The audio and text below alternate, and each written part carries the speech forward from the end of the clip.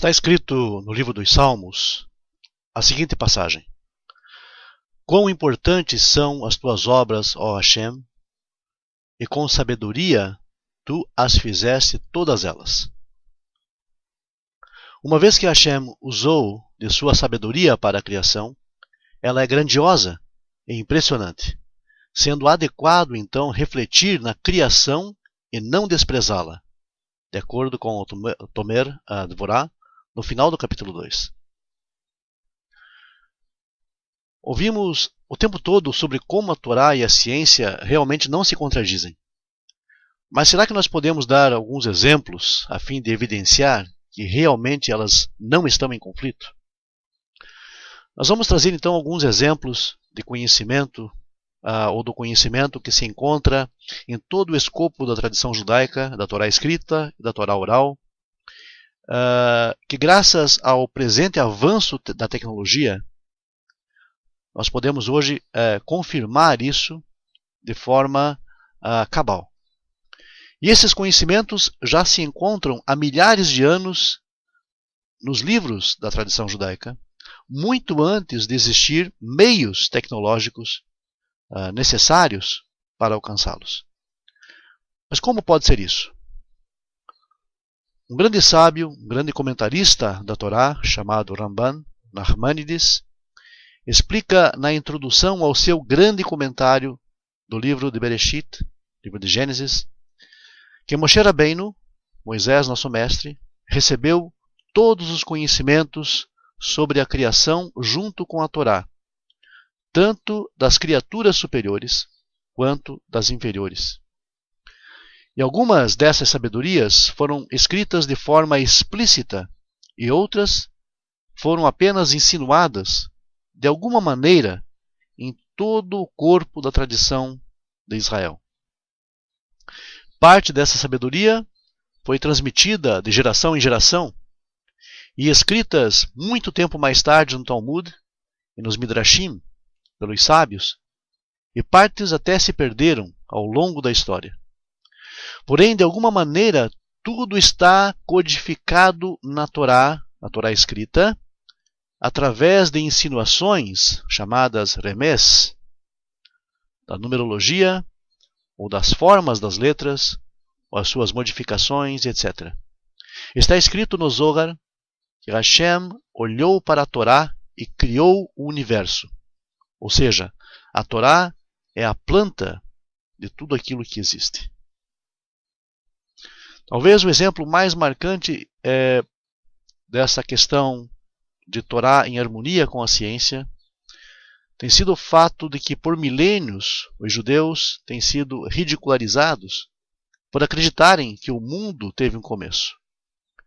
E foi só na segunda metade do século XX que a evidência então passou a ser esmagadoramente favorável em relação àquilo que a Torá ensina.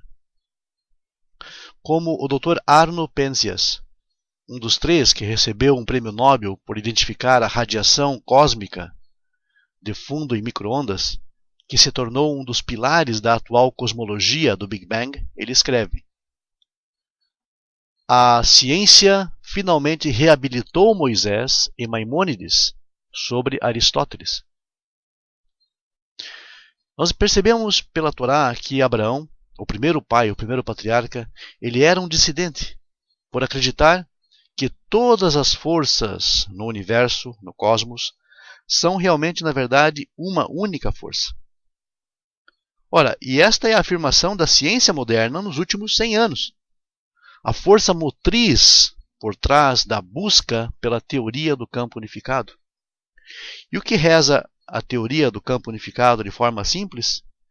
Que todas as forças que existem no cosmos, no universo, elas na verdade elas são resumidas em uma única força, que seria o ponto de origem de todas as demais. O relato da criação contido na Torá e os relatos dos eventos que desafiam as leis da física e que até mesmo desafiam a lógica, implicam no fato que as leis da lógica não são absolutas, ou seja, não é impossível que essas leis tenham sido criadas de outra maneira E mesmo agora o Criador poderia ajustá-las ou substituí-las por seu capricho. Um indício desse tipo de pensamento abriu caminho para a matemática moderna, rompendo com a visão euclidiana de que axiomas da geometria são verdades autoevidentes. Isso então preparou o terreno para a teoria da relatividade de Einstein. De fato, tentativas mais tardias de demonstrar que a matemática é baseada na lógica falharam. Os pensadores hoje questionam o caráter absoluto da própria lógica. A Torá, ao apresentar o conceito da divina providência dentro da natureza, exige um universo que é apenas vagamente linear, rejeitando o conceito determinista de que causa e efeito são inerentes. Este é um resultado do princípio da incerteza, que foi primeiramente anunciado por Heisenberg em 1928. Ao longo dos últimos 30 anos, experimentos reafirmaram repetidamente este conceito. E a Torá, ela não fala em termos de matéria como uma substância autossuficiente, mas como um evento, uma palavra, davar, sendo por esta forma tudo criado. Hoje entendemos a matéria como simplesmente uma dinâmica de energia concentrada, como na conhecida fórmula E igual mc² de Einstein, ou na definição do físico David Bohm, o que se desdobra, seja qual for o meio. E a Torá confia em testemunhas e na observação sobre a intuição. Hoje chamamos isso de empirismo objetivo. É o que distingue o cientista do filósofo helenista ou medieval. Continuemos então falando um pouco sobre a cosmologia e agora também sobre astronomia especificamente. Em torno de 2000 anos atrás, Aristóteles dizia existir 2.400 estrelas no céu. Seus alunos, no entanto, disseram que seu mestre errou, argumentando que no céu existem em torno de 30.000 estrelas. E em 1951, nos Estados Unidos, já se falava no número de 3 a 4 milhões de estrelas.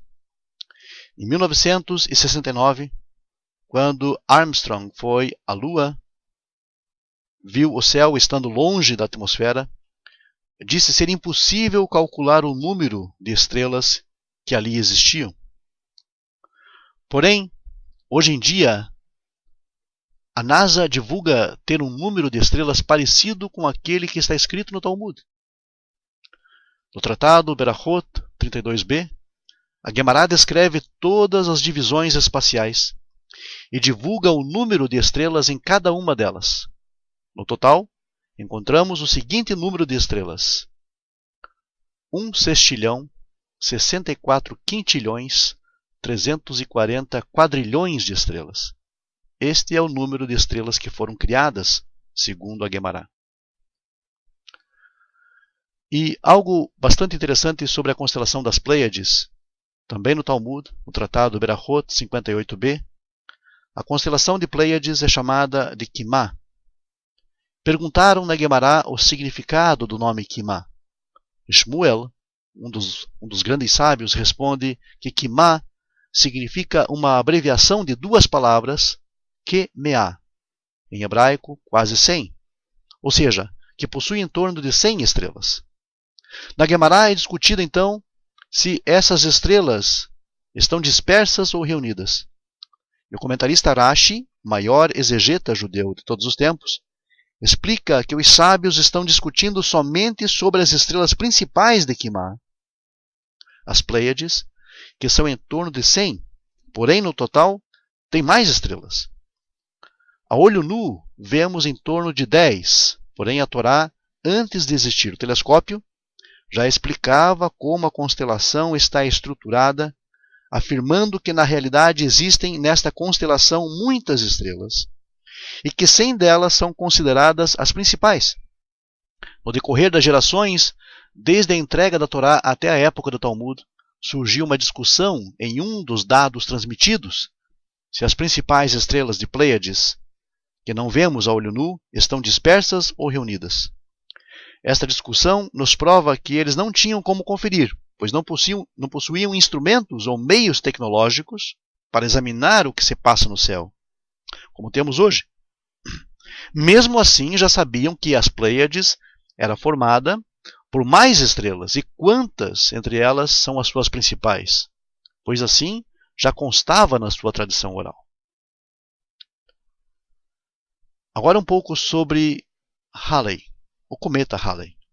O astrônomo Halley viveu em torno de 250 anos atrás.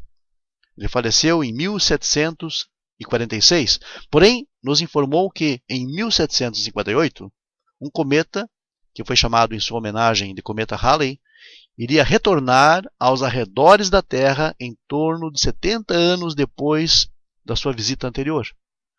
A descoberta de que um mesmo cometa pode nos visitar várias vezes foi tão grande quanto a descoberta do tempo que ele leva entre cada visita. Porém, na realidade, este cometa deveria ter outro nome. Por quê? Porque há mais ou menos 1.700 anos, antes do astrônomo Halley, ou seja, cerca de 2.000 anos atrás, dois sábios da época dos Tanaim, dos primitivos Tanaim, os primeiros eruditos do Talmud, Rabban Gamliel e Rabi Yoshua, os dois estavam viajando de barco, como relata o Talmud, no tratado Horayot 10, e a viagem atrasou, e a comida do Rabban Gamliel acabou. No entanto, vendo que Rabi Yoshua tinha comida suficiente, pois havia levado consigo um pão feito com um trigo de farinha que sustenta o corpo por muito mais tempo, então Gamliel lhe perguntou: como você sabia que a viagem iria demorar mais? Rabi Yoshua então respondeu: meu amigo, a cada 70 anos passa um cometa, que pode confundir os marinheiros que seguiam pelas estrelas. Então, até que percebam que há um cometa e retornem novamente à rota desejada, certamente levaria algum tempo. Portanto, eu vim prevenido. Rabi Yoshua já sabia que um cometa pode nos visitar várias vezes e que justamente este cometa leva 70 anos para voltar entre uma viagem e outra. Portanto, seria mais do que justo que esse cometa se chamasse cometa Rabi Yoshua, em vez de cometa Halley.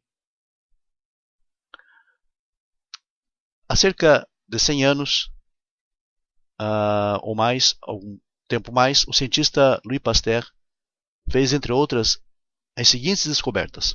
Ele descobriu que a cura da raiva, através de uma substância que existe no fígado do cachorro contaminado,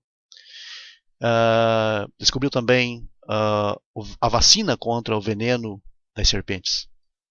Descobriu ainda que quando se esquenta um líquido acima de uma certa temperatura, esse líquido mata os micróbios, ou seja, criou-se então a pasteurização.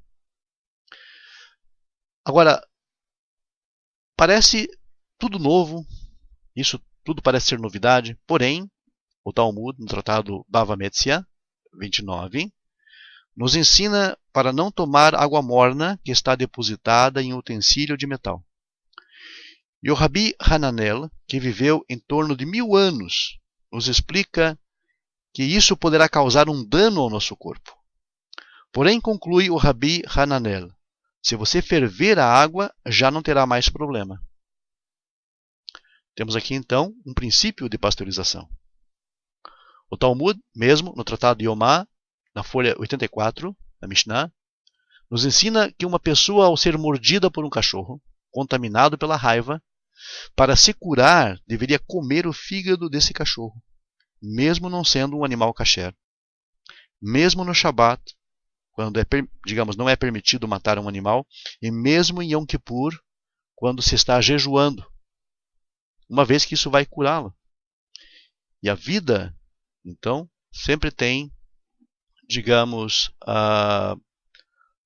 vantagem sobre qualquer tipo de mandamento. Qualquer tipo de mandamento pode ser violado, pode ser quebrado para que se garanta, a vida de um ser humano. Em casos de vida ou morte, então, a Torá nos obriga a transgredir essas leis até. Vemos então que o conhecimento de que a cura de uma doença pode ser encontrada na própria origem da contaminação já era do conhecimento dos sábios. E uma tecnologia bastante simples, mas vital, foi criada mais ou menos no século XVIII, ou no século XVIII, por um grande inventor chamado Benjamin Franklin. Benjamin Franklin, ele resolveu então provar algumas das suas suposições científicas. O cientista, também escritor e diplomata Benjamin Franklin, que viveu em 1706, de 1706 a 1790, ele usou um fio de metal para empinar uma pipa de papel. E este fio estava preso a uma chave também de metal, manipulada por um fio de seda. Franklin soltou o brinquedo junto com o seu filho e observou que a carga elétrica dos raios descia pelo dispositivo. E essa perigosa experiência, realizada em 15 de junho de 1752, comprovou à comunidade científica da época que o raio nada mais é do que uma corrente elétrica de grandes proporções. Como cientista voltado à praticidade e à utilidade das suas descobertas, Franklin então demonstrou ainda que hastes de ferro ligadas à Terra e posicionadas sobre ou ao lado dos edifícios serviam como condutores de descargas elétricas, no caso atmosféricas. Então estava criado, inventado para raios. Em uma carta enviada a um amigo em Londres, Franklin sugeriu a ampla instalação dessas estacas de proteção contra a ação dos raios.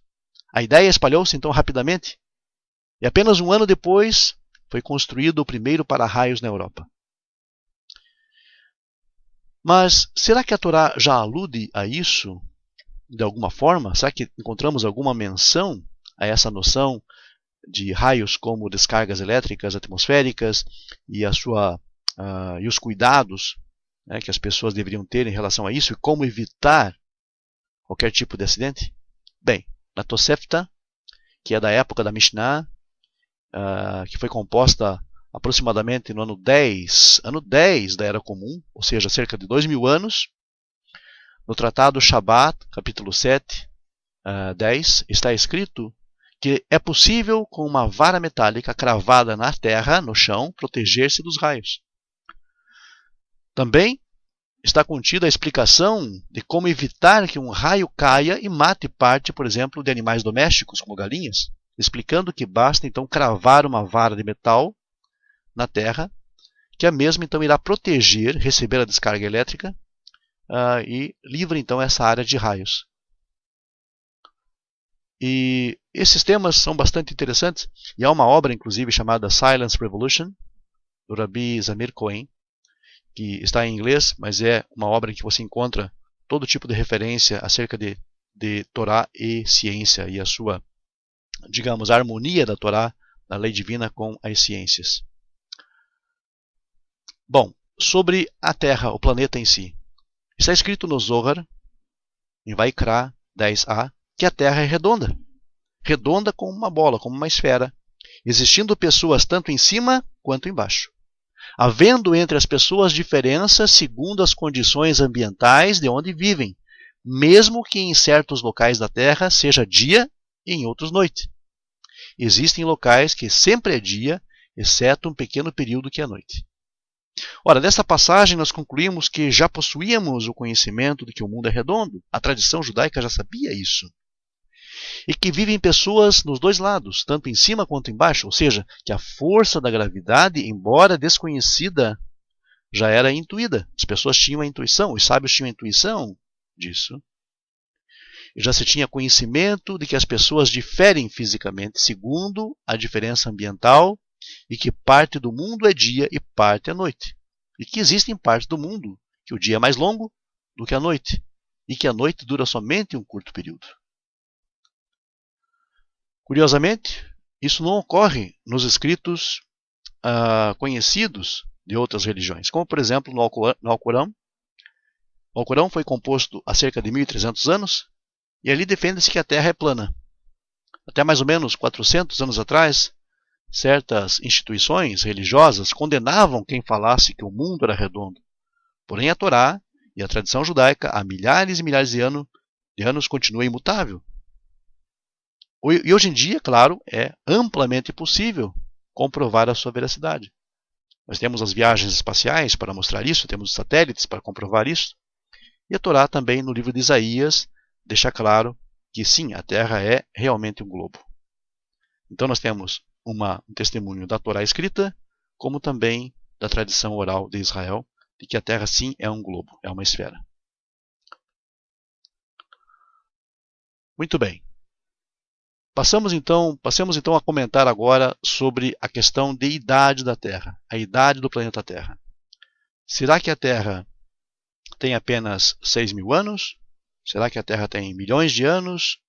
Como conciliar então a ideia do que a Torá defende com relação à idade do mundo, à idade da criação e o que a ciência hoje em dia defende? Há quanto tempo existe o universo? Como pode a Torá afirmar que são apenas 6.000 anos, se a ciência já parece ter provado que o universo tem 15 bilhões de anos? É realmente uma questão bastante complexa e deve ser analisada à luz dos fatos e também daquilo que a Torá nos mostra.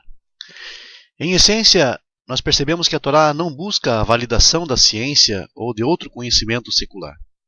A verdade existe em muitos níveis, e as verdades da lei divina, da Torá, são independentes da análise científica. Sendo assim, então por que tentar fazer uma ponte entre Torá e ciência? A resposta seria que é necessário esclarecer os limites da Torá e os limites da ciência, e comprovar que realmente não se contradizem. Quando nos referimos à ciência em geral, nos referimos tanto aos experimentos científicos quanto aos conhecimentos científicos comprovados. Por exemplo, ao descobrir um fenômeno novo, a ciência vai tentar explicá-lo através da criação de teorias. Teorias estas que poderão ser descartadas ou comprovadas. Vamos citar mais exemplos para ficar mais clara essa diferença. Quando a ciência não sabia a forma da Terra, havia teorias que a Terra era plana e teorias que a Terra tinha outro formato. A teoria que a Terra era plana também era chamada de ciência. Quando, porém, foi comprovado que a Terra era redonda, como já dizia a Torá, como já dizia, inclusive, a própria tradição judaica, foi comprovado que a teoria da Terra plana estava errada e da Terra redonda estava absolutamente correta. A partir de então, quem dissesse que a Terra é plana, obviamente, não poderia ser aceito como um cientista sério. A partir dessa distinção, podemos então dizer que não há contradição entre Torá e a ciência. Se uma teoria da ciência não estiver de acordo com a Torá, somente haveria contradição se uma teoria comprovada estivesse em desacordo com o que está referido na Torá. E como nós bem sabemos, a própria Torá, ou Tanar, especificamente no livro do profeta Isaías, deixa claro que a Terra é sim redonda. Os homens insistiram em suas teorias de que a Terra era chata, plana, etc. Porém, o Tanar sempre disse, há milhares de anos vem dizendo exatamente a mesma coisa. Isso pode ser comprovado no livro do profeta Isaías. Então, o Big Bang, por exemplo, a teoria comprovada por Penzias e Wilson, dois pesquisadores da Bell Laboratories, finalmente resolveu uma grande disputa que a Torá tinha com a ciência. Por mais de 20 séculos, os cientistas acreditaram que o universo era estático, ou seja, que o mundo sempre existiu, que o universo sempre existiu, enquanto os judeus acreditavam que o mundo foi criado e começou a existir, teve um princípio, teve um início. Então, em um espaço de 40 anos, entre 1920 e 1960, mesmo com a resistência dos principais físicos, incluindo Albert Einstein, a teoria do universo estático, de que ele sempre existiu, foi definitivamente por água abaixo. Um dos cientistas que conseguiram comprovar a teoria do Big Bang, Arnold Penzias, era um judeu ortodoxo. Os cientistas hoje em dia creem que o universo antes do Big Bang estava todo condensado em um minúsculo ponto. Justamente como Ramban, Nachmanides, o grande rabino, o grande sábio que viveu no século XI, descrevia o início da criação, que o mundo inteiro, o universo inteiro tinha simplesmente o tamanho menor do que um grão de mostarda. Bem, já estávamos prontos. Então, já estamos prontos. Depois dessa pequena introdução, nós vamos então tratar do tema da idade do universo. A ciência atualmente aceita que o universo tem aproximadamente 14 bilhões de anos, enquanto a Torá diz que tem quase 6 mil anos. Bem, por mais que a data da ciência seja aproximada, não creio que alguma coisa possa chegar perto do valor que afirma na Torá, o que pode ser deduzido a partir da Torá. Então, como resolver esse grande enigma, essa grande diferença? Realmente, saber a idade do universo só tem sua relevância para a prática do judaísmo, por contradizer a ciência. Porém, nenhuma das mitzvot, obviamente, depende dessa informação. Portanto, a Torá não responde a esta pergunta diretamente. Porém, os grandes sábios, os Chazal, de abençoada memória, ao longo dos séculos, abordaram esse tema. Vamos citar, então, alguns desses exemplos. Por exemplo, o Maharal de Praga, que viveu no século XV, nos traz a ideia de que o tempo, por ser parte da criação de Deus, é relativo. E de acordo com a teoria da relatividade, o tempo se expande e também se contrai. A partir desse conceito, Gerhard Schröder, em 1965, Schröder recebeu seu PhD do Massachusetts Institute of Technology em física nuclear e em ciências terrestres e planetárias. Ele calculou que para o tempo de 6 dias no centro do universo, passariam 15 bilhões de anos nas bordas do universo. Hoje falamos em bordas do universo porque sabemos que, na verdade, o universo não é infinito. Ainda mais com a teoria dos multiversos que nós temos hoje. A causa disto seria, então, a massa gigantesca no centro do universo que comprimia o tempo. Bem, esta explicação já entra na área de doutores de física. Eu acho que é muito importante a pessoa, digamos, pesquisar mais a fundo esse tema para poder entender essa diferença que existe em relação a tempo no centro do universo e nas suas bordas. 6 dias no centro do universo equivalem então a 15 bilhões de anos em suas bordas. Nós, simples mortais, seguimos então buscando outras visões, mais fáceis de captar. O Rav Akiva Tatz aborda por outro ângulo. Ele afirma que uma vez que o Sol e os astros só foram criados no 4º dia, e a Torá diz claramente que as regras da natureza, como a conhecemos hoje, só foram estabelecidas no 7º dia, e elas não se aplicavam aos primeiros 6 dias. Portanto, ao observarmos o mundo hoje com as leis da natureza, tais quais a conhecemos, não podemos saber o que ocorreu nos 6 primeiros dias. O Rav Shimon Schwab resolve a questão com a diferença entre anos terrestres e anos celestes. Os 6 primeiros dias da criação se referiam a anos celestes, enquanto que os 6.000 anos se referem a anos terrestres. Esses dias celestes seriam bilhões de anos terrestres, conforme veremos logo mais. Essa explicação está baseada no Rav Yitzhak de Akko, que viveu no século XI, sim, eu disse século XI, e ele traz a ideia de que o mundo tem bilhões de anos, mais precisamente 15 bilhões, 340 milhões e 500 mil anos. Mas como o Rav Yitzhak de Akko chegou a esse número? Será que ele leu uma revista como a American Scientific nos últimos anos? Claro que não, ele não tinha isso naquele tempo. Será que ele era um grande cientista? Não, na verdade não era. Ele era apenas um rabino, um sábio, erudito da tradição judaica. Ele viveu há mais de 1000 anos. Então, vamos observar o seguinte cálculo. Segundo o Sefer Hatmunah, que foi composto por volta do século XII, o mundo terá 7 ciclos de 7.000 anos cada. 7 ciclos de 7.000 anos cada. Estamos no último ciclo. Portanto, já se passaram 6 ciclos antes da criação de Adam Arishon, o primeiro homem. Então, 6 ciclos vezes 7.000 anos igual a 42.000 anos. Já se passaram antes desse ciclo em que estamos. Muito bem. Então, nós podemos seguir adiante com esse cálculo. Uma vez que esses anos se referem a um período anterior à criação do homem, então a contagem deles seria de acordo com os anos divinos.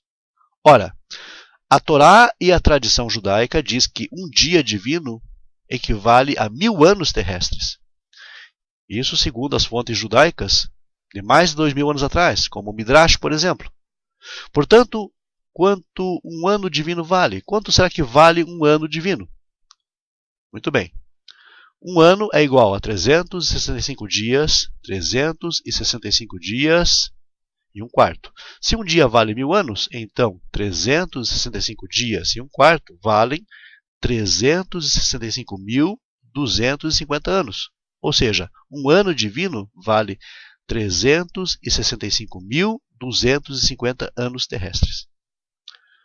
Portanto, os 42.000 anos multiplicados por 362.250 resultam em 15.340.500.000 anos. No ano de 1100 da Era Comum, este valor já circulava pelos meios dos alunos do Ramban Nachmanides e também do Rav Yitzhak de Akko.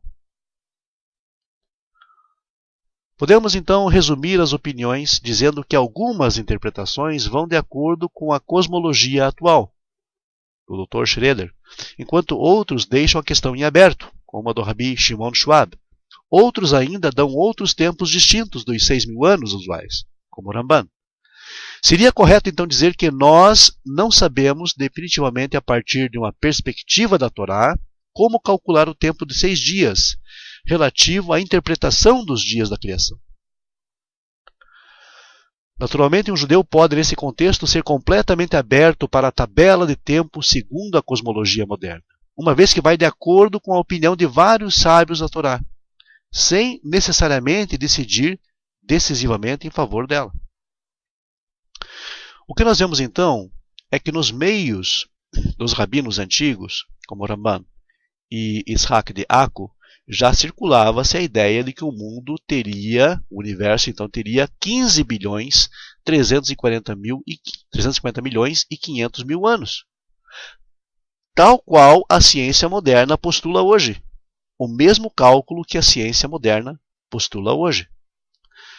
E, obviamente, Yitzhak de Akko, o Rabi Yitzhak de Akko, ele chegou à conclusão, ele chegou, digamos, a esse número, a esse valor, porque fez os cálculos em conformidade exatamente com aquilo que está na Torá e na revelação dos profetas.